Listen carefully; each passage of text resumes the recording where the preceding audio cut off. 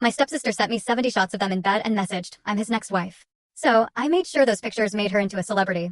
Has anyone ever sent you 70 pictures, expecting you to shatter into a million pieces? Because that's exactly what happened to me, Meredith Hayes, one devastating morning. My own stepsister, Valerie, thought she'd just sent me heartbreak. What she didn't realize, she was actually delivering ammunition. And I was about to use every single bullet.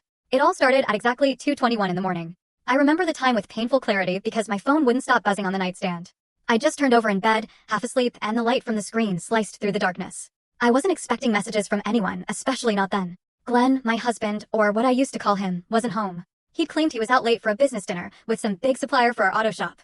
Honestly, that was nothing new, sadly. But then, the screen flashed. A text. From a number I knew instantly, my stepsister, Valerie. Valerie. That name, for years, had been nothing more than an irritant. A constant, low hum of annoyance from that awkward time my dad remarried after my mother passed away, bringing this entitled, spoiled 20-something into my already complicated life.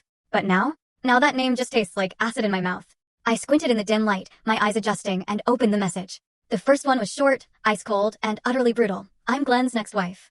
I blinked. Once, maybe twice. It was like reading a joke with no punchline, a puzzle with a piece missing, but the missing piece was my entire world. I remember the rain hitting the window, a gentle patter that suddenly felt distant, muffled, as if I were underwater. And then the flood came. Photo after photo, they just popped up in my message window.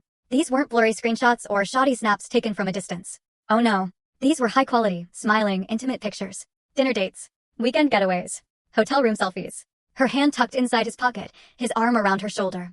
My stomach clenched, not with pain yet, but with a cold, solid, terrifying understanding. 70 photos. 70. I could have screamed. I could have cried until my throat was raw.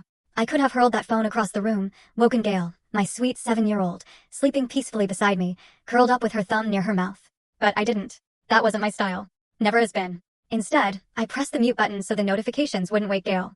And then, in the suffocating dark, I looked through every single one of those 70 pieces of evidence. This was no quick glance, no casual scroll.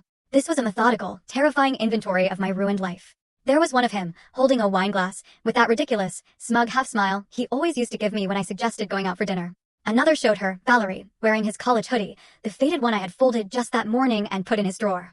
The sheer audacity of it, full story on the channel. Link below. Click now and watch what happened next.